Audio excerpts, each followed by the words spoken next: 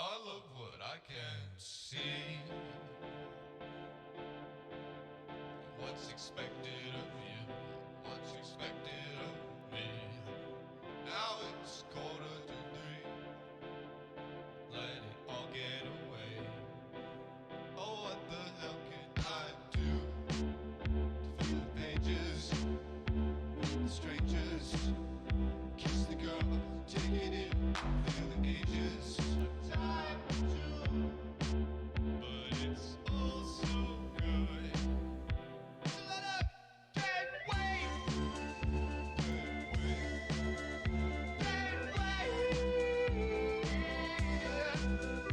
can't wait, can't wait, can't wait.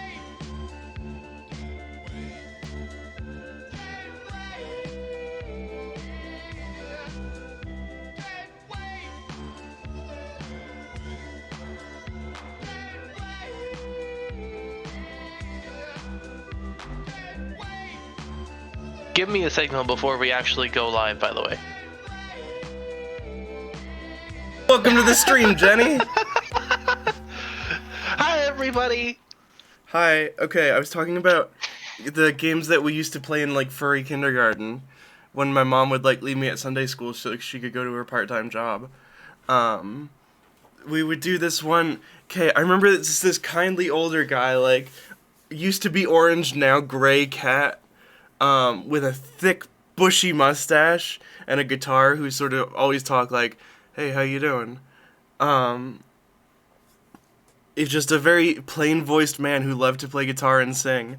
And we did this game in Sunday school.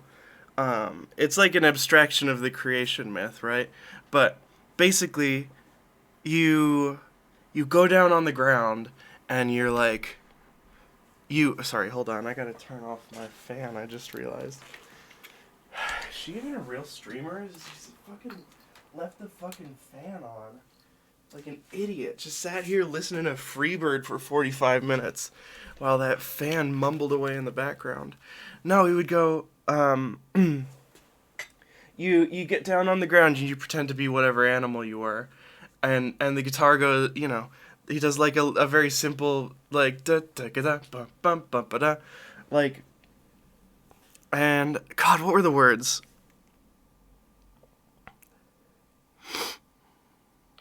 It was I something. am captivated. What were the words? It was something like, I know that Set would know. I would have to ask Set, but it was something like,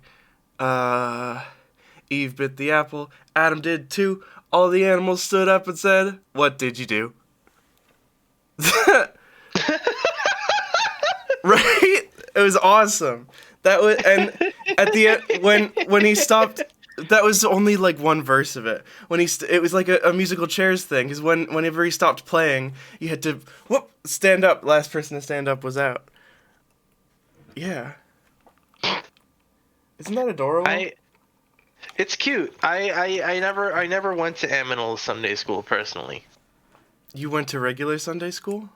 I didn't even go to regular Sunday school. Oh my gosh! Wow. Wait, are you Christian? I lived a completely non-religious upbringing.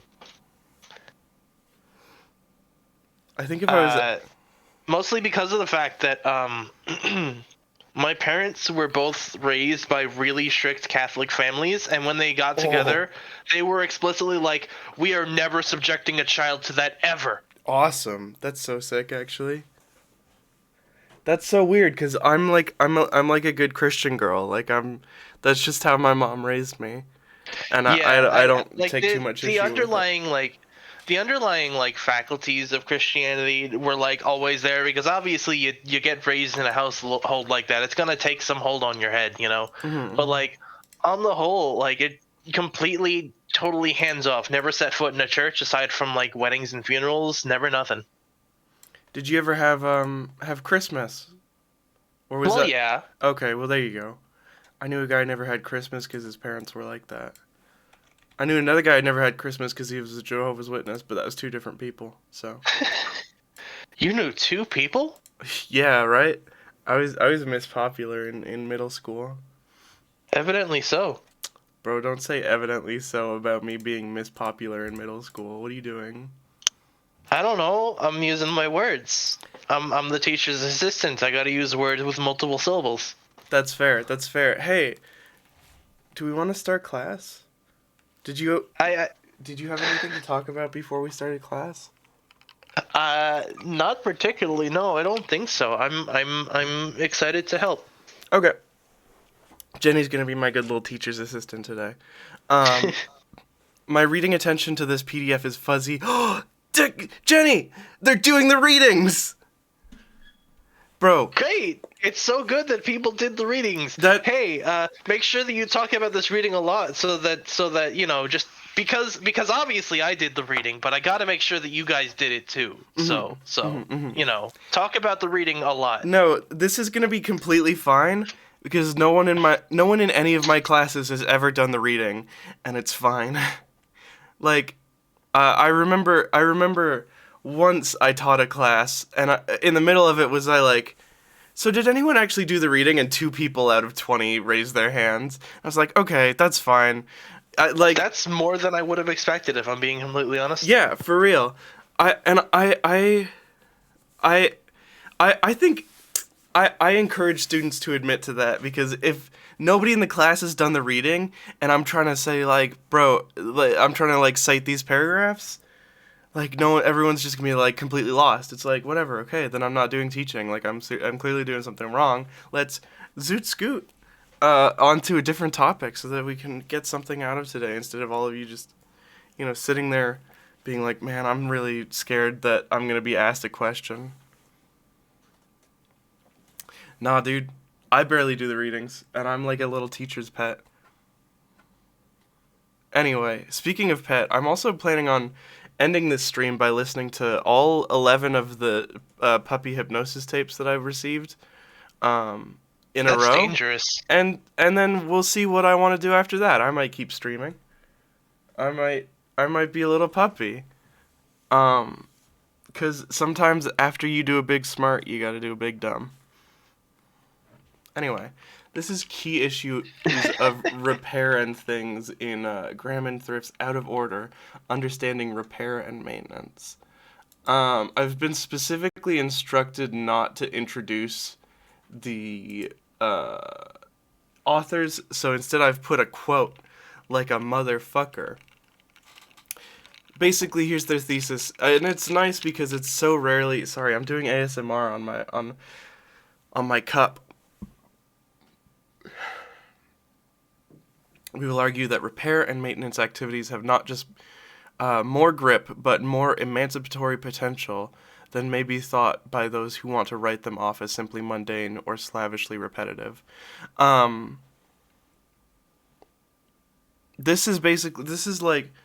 They come at this from a very anarchist lens. This is basically saying, first of all, there is infinitely more power in the people who know how to repair and maintain things than there is in the people who simply make things, right? But what they're also saying is, hold on. Sorry, I'm having little sippies because I'm thirsty.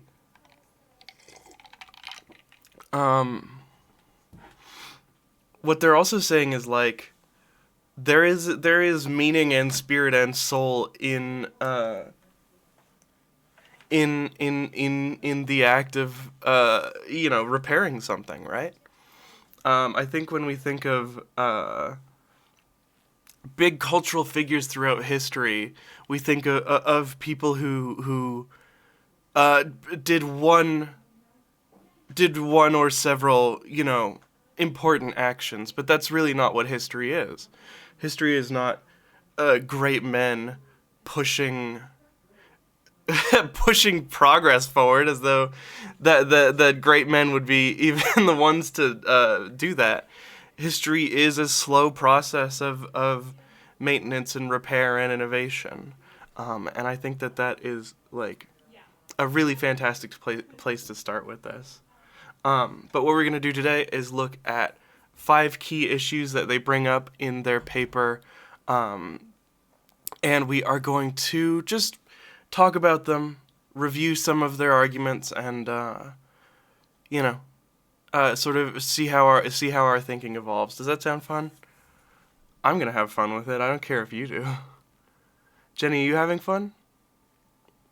Mm-hmm. Jenny's my little teacher's assistant, and Jenny is going to type in our shared Discord channel if there are any interesting contributions to the discourse or any questions from the chat. So your participation really is going somewhere.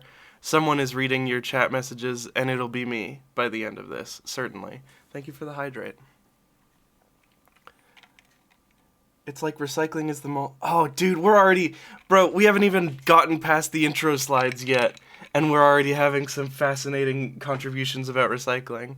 Jenny, just so you're aware, that's one that, yes, it's just our DMs. That's one that I would say write down for sure. Understood. Do I still have to write it down even though you have already acknowledged and read it? Yes, please. Okay. Because I will lose track of it. Key issue 1 here. Repair is not atypical.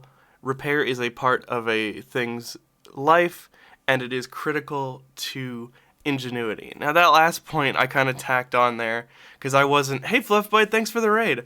I wasn't really, understanding what they were talking about at this point. And I think it's better to admit that than to try and hide it. Yeah, I'm way smarter than you guys. I know what I'm reading at all times.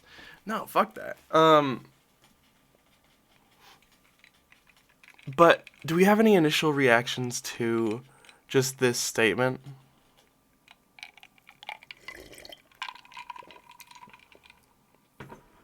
I think part of it goes back to what we were talking about with maintenance, where we were talking about with maintenance that there is as much ingenuity in maintenance as there is in creation. Objectification guide, no, that's never gonna happen. Your life will be filled with happiness and sadness. Well, let's hope it's more of that. The first. Reminds me of how axolotls can regrow limbs and other biotic analogies. That's fascinating. I never really thought about that as repair. Makes sense. It applies. Honestly, if all of you would like to make this into an object TF stream, that's fine. I won't be participating, but you can absolutely sit there in your little homes and think oh, Ratty wants me to be a little object. Ratty, I'm a pretty little piece of furniture in Ratty's house. Wow, awesome. If that's what which one of them do you figure is the sofa you're sitting on? Because that is a pretty high honor. You're the sofa I'm sitting on, little Jenny. Yeah.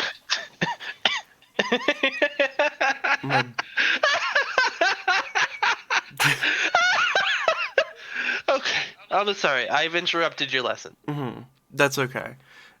They outline 5 key things here about, repair and maintenance. First of all... Oh my fucking god, wait. Okay, yeah, we have to go back and talk about goddamn, oh my god, what the fuck is his name? Starts with an H. Heidegger. One more time. Ready to Hand by Heidegger.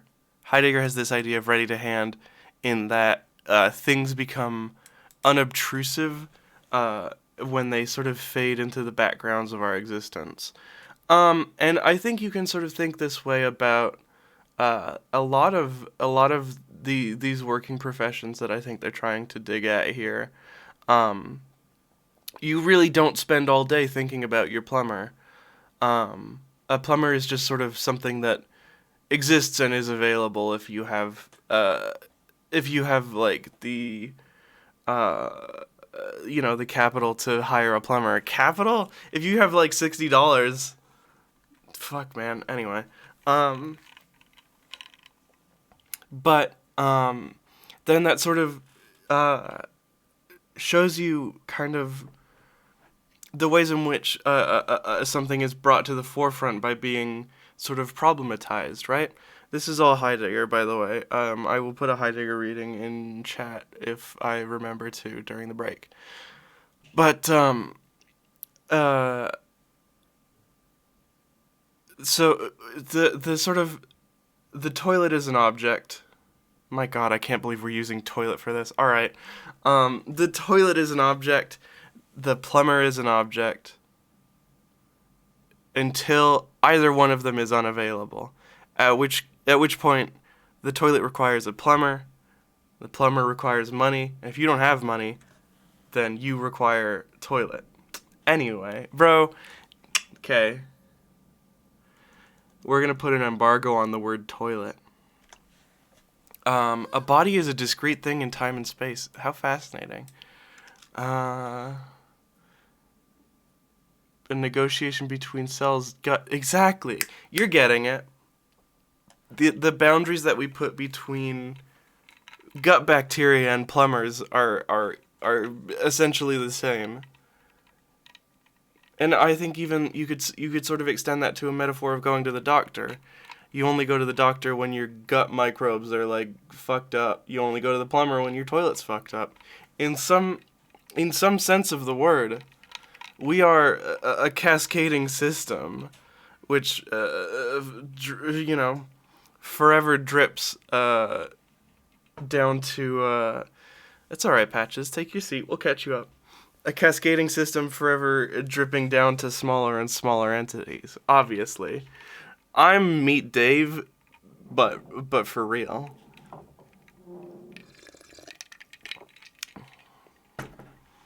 You know? Anyway. Repair and maintenance are characterized as such. Things cannot be reduced to their physical characteristics or their existence in the network of use. Things play a ubiquitous role in everyday life. Things or tools become more common, necessitating further types of repair. The process of thing-making is constant, therefore the proliferation of repair types is ever expanding. Things breaking become bigger and bigger issues as more things are needed to fix one thing. Therefore, the thing being maintained becomes obscured. All right. Okay.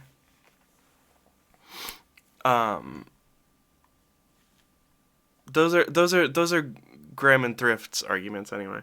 I'm a little bit reminded of Bread Book.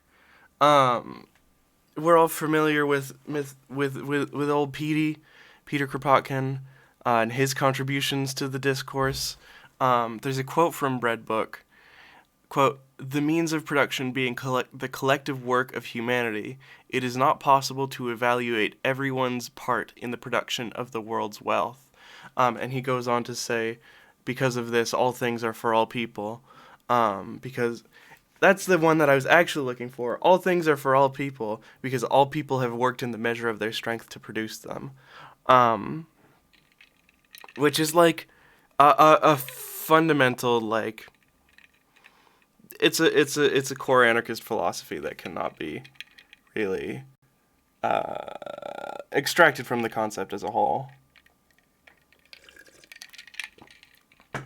Anyway, but he also argues that the process of repair and maintenance showcases like ingenuity in a way.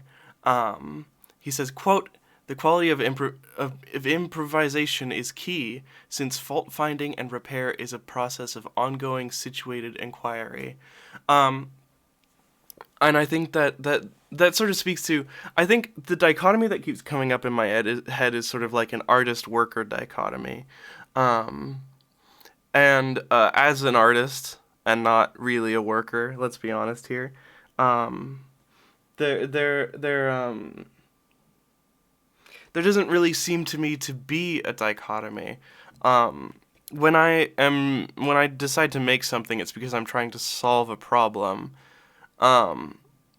But my problems are sort of abstract and constructed, whereas I think a lot of the innovation in everything is accidents being fixed and sort of learning a new way of doing it from better understanding the physical world. Does that make sense? I'm reminded of, hold on. I'm reminded of hold on. Girlmeet5557, I like this part. No.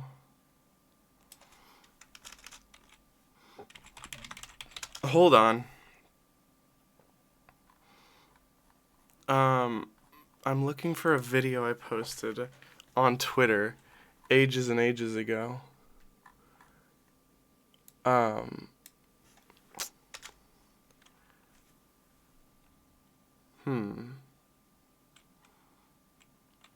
Where am I gonna find this video? Okay, well, there's a part in Wolfenstein: The New Colossus where Set Roth is having a conversation with, do you remember the main general's name in that? The Caroline. Set Roth and Caroline are having a conversation. And Set Roth has sort of made these machines of mass destruction, not from the perspective of a military person, but just simply because the process of creation and inquiry is a way to become closer to God. And Anya says this fantastic line, like, the creation is the intended use, and so I think there is certainly, like, I don't know, I come at this from all sorts of different perspectives, right? I think doing physical maintenance is in a way interrogating the universe, right? Sort of interrogating the way things fit together. Even if you think of, like let's say there is a drive, like, what would you, like, it, okay, hold on, let me pull up, pull up a drawing tool real quick. If you, are needing to constantly repair your engine and you have an arm that continuously snaps, one of the things that you're going to learn is that there's a lot of strain on that arm, and so you can even think of it as sort of the physical repair is in and of itself a learning process every single time. Yeah, I think I've explained myself well enough. This is, do we want to, I'm going to go actually to the Jenny box so that I can address some questions, because this would be awesome. From Noombers, it's like recycling is for the most felt as a cooler form of throwing shit away when it really isn't. I know this is how most plastic is actually 30 different materials, so many people just fuck it up and toss it all in the different resin codes together. See, I don't recycle at all. I fuck recycling, man. The pollution is the only way. Hey, here's an Empty Spaces tweet for you. Pollution is the only way to make a meaningful contribution to the sort of wealth of humanity's knowledge at this point.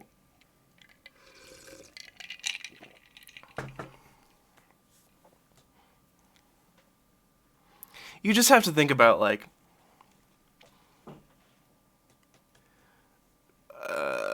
we love pollution here. Big fan. Hell yeah. Think about the fact that the entirety of, for the past several decades at the very least, the entirety of the greatest minds in the world have been devoted to reconfirming over and over again that we're fucked. I think that's fascinating. Good for them. Noombers says, how materials work is an ecological cycle. Materials are made into a thing, used, and then people don't think about what comes next. Sometimes I think about, after I flush the toilet, where that goes. Because I think, like, I drink water, and I drink pee, and they definitely taste different. So, what's the deal, guys? Like, seriously. I feel like the body is also not a discrete thing in space and time, but a constant negotiation between cells, microbes, the air outside. Yeah, absolutely. The sort of, the boundary between, sorry, I didn't mean to put a spooky Halloween sound just then. The boundary between, like, what is a living thing and what is an object is so, I hate to say this, but socially constructed, right? We are a thing that moves in such a way that believes it's the only thing that moves, if that makes sense. And I think that's fascinating. I think of what sort of consciousnesses other types of things can have. And I wanted to talk a little bit about the machine spirit, because they get into that in this. Like, this sort of notion that machines are not strictly logical, and will do things for reasons that are inscrutable at first. The shit, like, I don't know. Anyway, but yeah, fuzzy space defined by words. Exactly. I think I'm very much an advocate of the idea that language is descriptive, not prescriptive. There is no such thing as an apple. There are a collection of fruits which we deem convenient to refer to as both a collection of fruits and as the word apple. This is why I also say species is socially constructed, but then people are like, wait, Rachel, do you want to fuck a dog? And I'm like, no, obviously not. The funny thing about where I live, everyone here thinks they recycle, but the municipality doesn't ask what private waste management company. Yeah, that's the other thing. I get my ass so fucking bunched up. I used to work at a drive-through hamburger restaurant, and we would throw out fucking, like, 12 to 20 bags of just fucking garbage every day.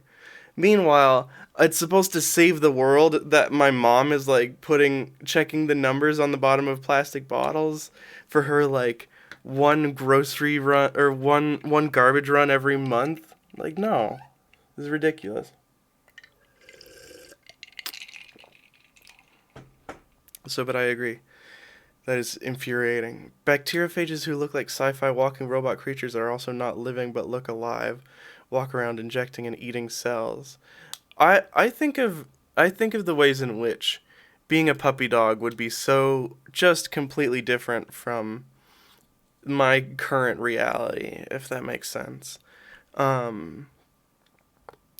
watched recently Dororo, which is an anime about a doll boy who was born with no skin and no legs and no arms and no mouth and no nose and no eyes, but who uses, like, a completely different form of senses to like, battle beasts and shit. It's awesome. I love it when a little savant boy battles some beasts in anime, and he's a doll. Couldn't get better than that, man. But yeah, Toby, for example, fundamentally does not understand sight in the same way I understand sight. Number one, because he's blind, but number two, because he is a little fucking bunny. I'm reminded, my sister is a vet, and she says to me one day, he probably can't even tell that he's blind. I'm thinking, yeah. Seems like it. It's like, I don't know. If I went blind, I'd be very sad about it. Toby goes blind and he's like, well, I didn't even notice. My life just changed in a way that I cannot understand. And I guess this is just how it is. The process of thing making is constant. Also reminds me of constantly more plastic. It just goes to the landfill and we make more plastic again. There's this, I've been watching a lot of South Park. And there's a sequence from South Park where they, here, let me just pull it up. That I can pull up pretty easily.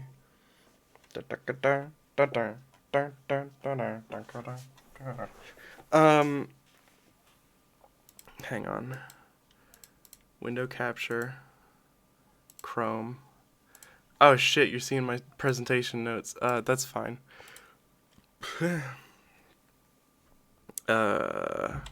South Park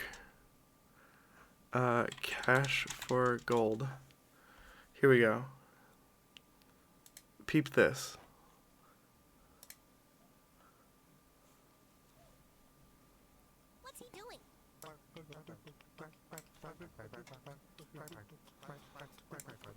This is what you're talking about. They do this whole episode about like a cash for gold scam. Anyway. But yeah, absolutely. I think and I think part of what they're trying to say with this in South Park, which is a weird thing that I'm citing right now, but is that the objects themselves are fundamentally meaningless. The sort of gift giving and the moment where the object is perceived is so short, in comparison to,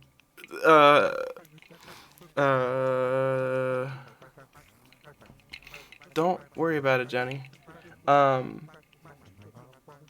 The object being owned and perceived is so much shorter than the process of it being created and melted down and created and melted down. That's just my opinion, I don't know. This montage is also what I'm saying, yeah. South Park does have some decent political commentary, you're right. South Park is something made by the two most clueless allies in the universe.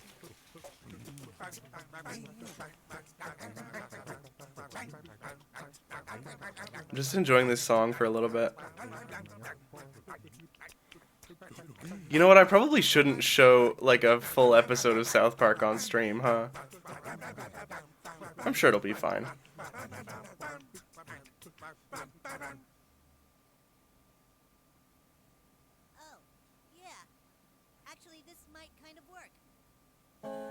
South Park.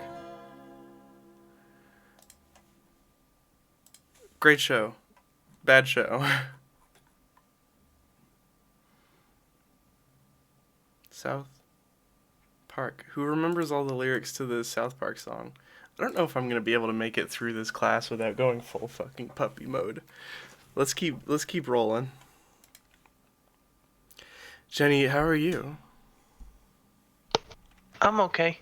This whole morning I was thinking, I was receiving text messages where people would call me a puppy dog, and now I'm kind of speaking for the first time today, and I'm like, oh wait, hang on, this is a little harder than I thought it would be.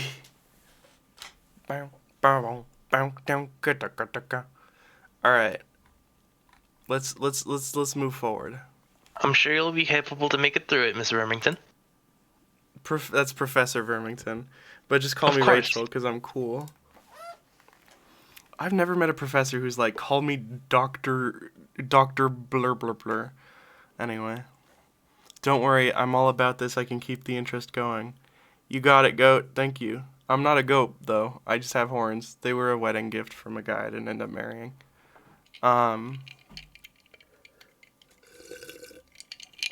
I say ex-husband a lot, but me and Seth were never actually married. Anyway, repair is not an interruption, it's a part of a thing's life. I think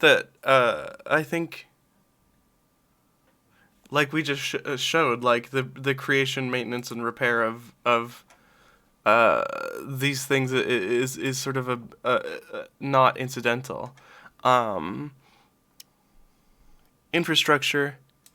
Here we go. Hold on. This section is called The Myth of Order, Imagining Cities of Maintenance and Repair. As we have already suggested, tends to become visible upon breakdown. This is Graham and Thrift say this about infrastructure. It follows then that infrastructure works best when they are noticed least of all. That's again Graham and Thrift. And they sort of point to this like myth of the catastrophic failure, right? It's very rare that you hear about a bridge collapsing, but I can guarantee that within 2 blocks of you there is an amount of road work going on. Does that make sense? Yeah.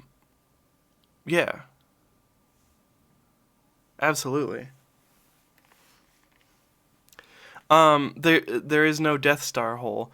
Personal anecdote here. 4 weeks ago, I bought a case of Monster Energy Mango Loco, which has pineapple juice, which I am allergic to, and because of seasonal affective disorder and the general mental decay of like the pandemic, and my weakened immune system, I was just like, oh, okay, I got sick again, and I would go to bed like having to sit with my neck like this, so that there's no camera, so that I could just like that's not normal. Catastrophic failure is also almost always precipitated by maintenance failure, right? Like, I'm so sorry because Mango Loco is so good. I agree. But it tastes fuzzy on my tongue. And I was like, hang on a second, that's what a pineapple do. But yeah, part of also what they're saying is like the systems surrounding minor failures in turn turn them into catastrophic failures because the systems surrounding are not designed to accommodate for that failure. I think of like if my subway train is delayed, I find another way to get to work. You know what I mean? It's not as though the surrounding the sort of surrounding structures will allow for a subway train to be delayed, which happens almost every day.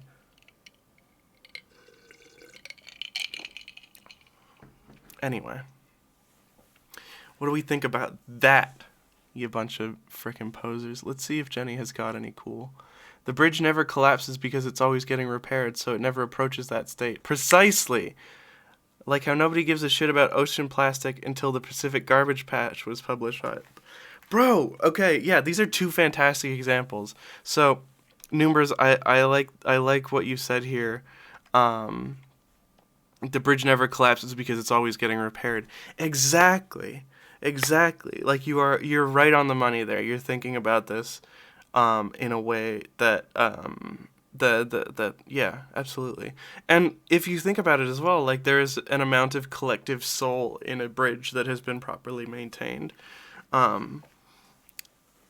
Not in sort of, I mean, in almost the fingerprint sense, right? I think about great works of art. I think a lot are examined closely for their technique. Oh, Toby, you're okay. And I think the bridges in which you can the technique sort of disappears into the background. This is going to get confusing because I'm going to talk about another form of technique later. Yeah, absolutely. The technique becomes backgrounded in these objects that are, vastly more important, at least to me. In an ideological way, it has a soul that has been formed by its construction and constant maintenance. Constant maintenance, exactly! Fuck, man, I'm obliviated off of this academic nonsense. Yeah. Yeah. I think a well-used bridge exists in a far, far broader sort of context than does like a famous painting. Absolutely.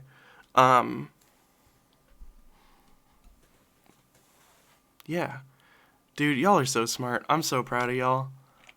I have the coolest chat in the world. Ocean plastic is a fun one because I love Plastic Beach. And I don't know. I always think of that big old pink plastic patch in the middle of the ocean. Key issue 3. We now work to maintain technological systems that were once designed for us. This one reminds me of a prof I had in journalism school. Really gruff older guy, 70-year-old conflict journalist who retired and wrote a blog about scuba diving. But he said like yeah, I don't do the 24-hour news cycle. When I started out, you sent hold on, let me do a voice. I want to do the woodsman.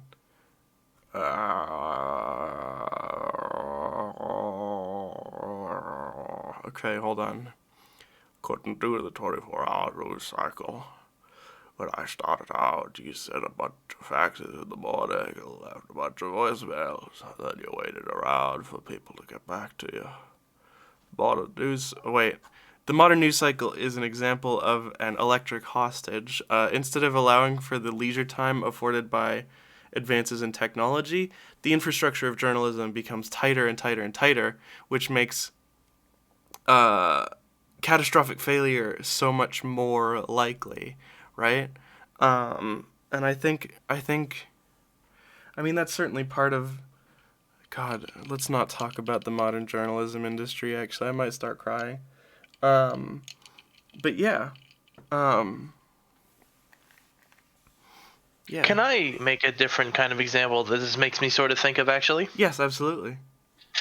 So, this is a little tiny bit off base. I might be missing the point a little bit, but actually, some part of me, when you described that, I kind of almost think of, like, the massive infrastructure that Amazon holds, if only because of the fact that, like, now we're at this point where, like, they have this shit so thoroughly organized and on lock, and they pull out with, like, oh man, if you have Prime, now it's 1-day shipping. And it just makes me think about how, like, with all this infrastructure and all these resources, if they were willing to, like, just use reasonable delivery windows again, it would be so much easier for this entire system to, like, have so few points of strain. But as is, because of the fact that we are now in this area where, like, if you subscribe to Amazon, they'll get you your thing literally the next day.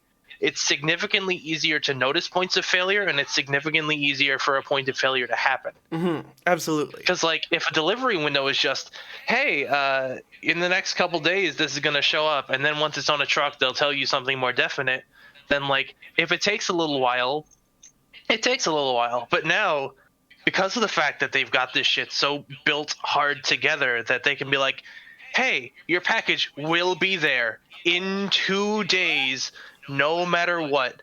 All that really does is, like, make it significantly harder for delivery drivers, and also create the expectation in you that you'll have your thing in 2 days and get you upset when it's not. I think it's yeah.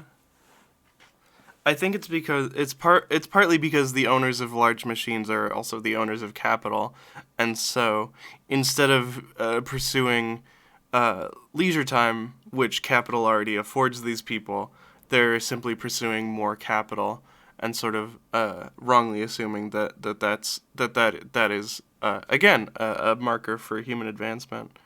Yeah.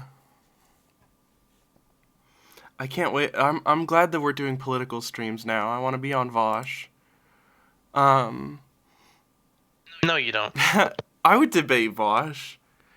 I would go there. I'd do a big troll. I would say gnomes are real, and he would say, technically maybe gnomes are, and I'd say no, they're not. Fuck you, stupid, and I'd flip him the bird.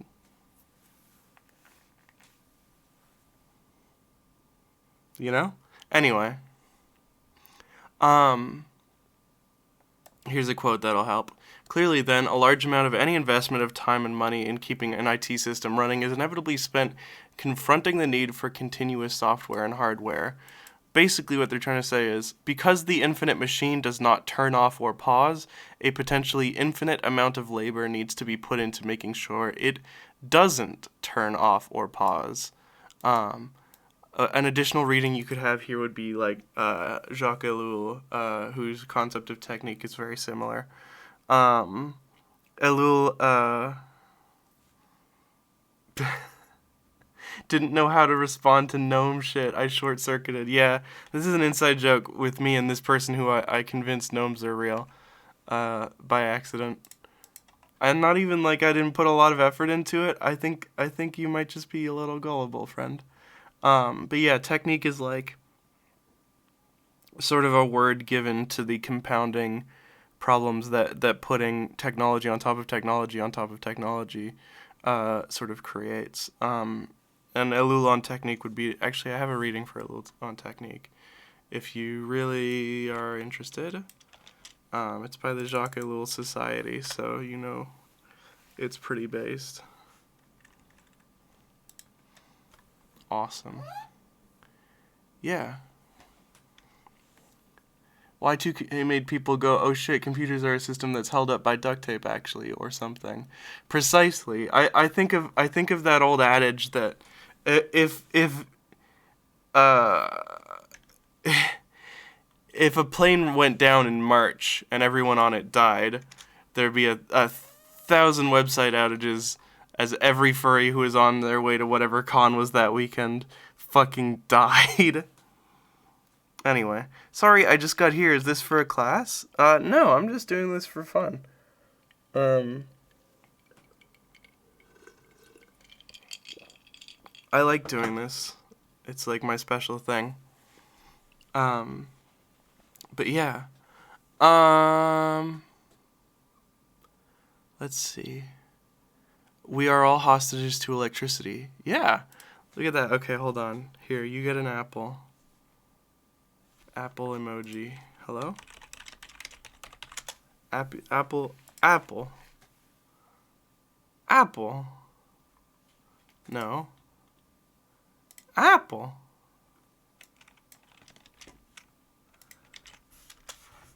Excellent work, Noombers. Apple bloom. I'm a bit gullible, but that's okay. You know what? It was sweet. It did make me smile a lot when I was like, wait a second, do you actually believe in gnomes? Beep boop boop. Automobility. Oh, automobility is so fucking... Okay, this shit pisses me off. Complex systems of repair and ingenuity become backgrounded as the surrounding infrastructure becomes systematized. They talk about, like,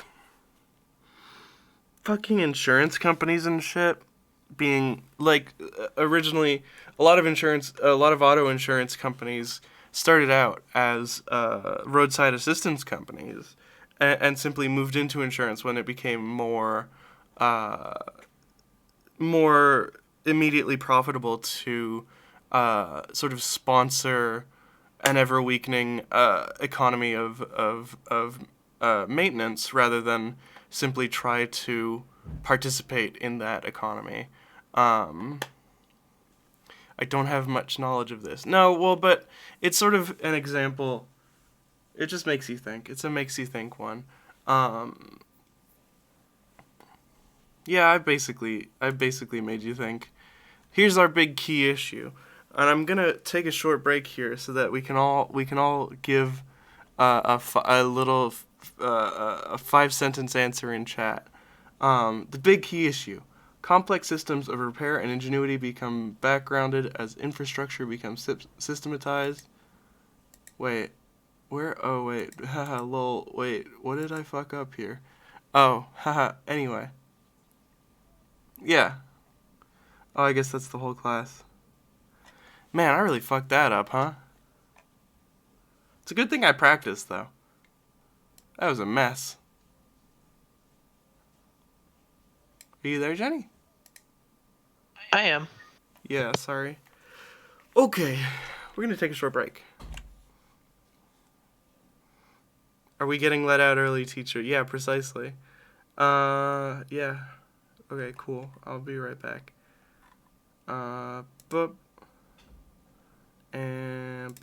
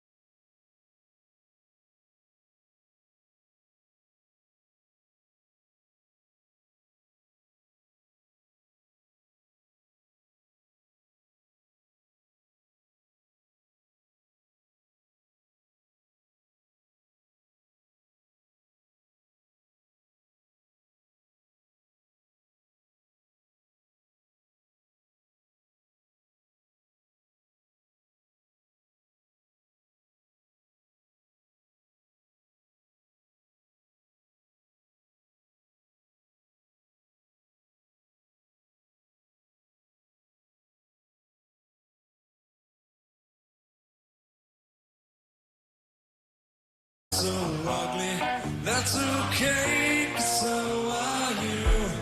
Broke arm is Sunday morning, it's every day for all I care. I'm not scared, light my candles in our days, 'cause I found God.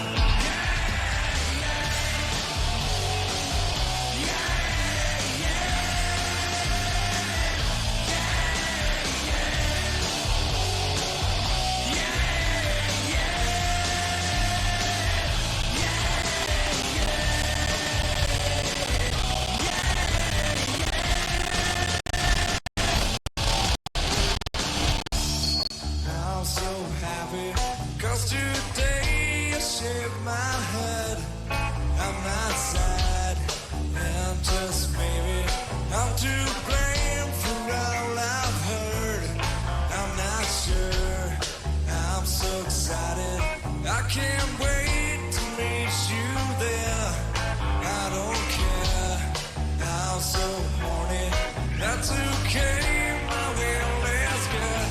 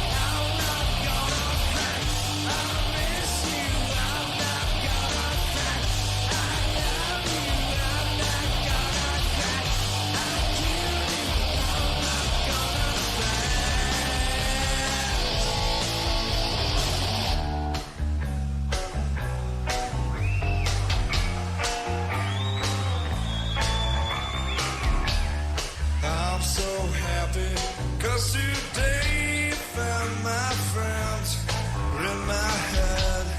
I'm so ugly, that's okay, 'cause so are you.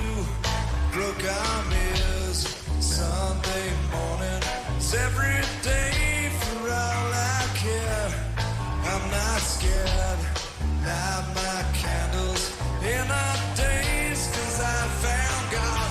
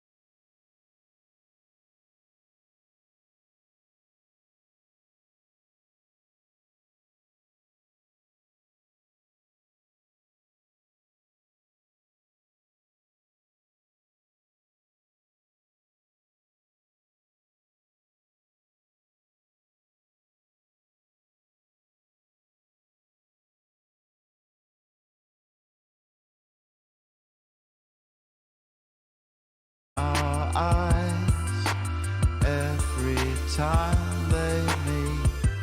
It's by the light of the plasma screens we keep switched on all through the night while we sleep. There's nothing you can do.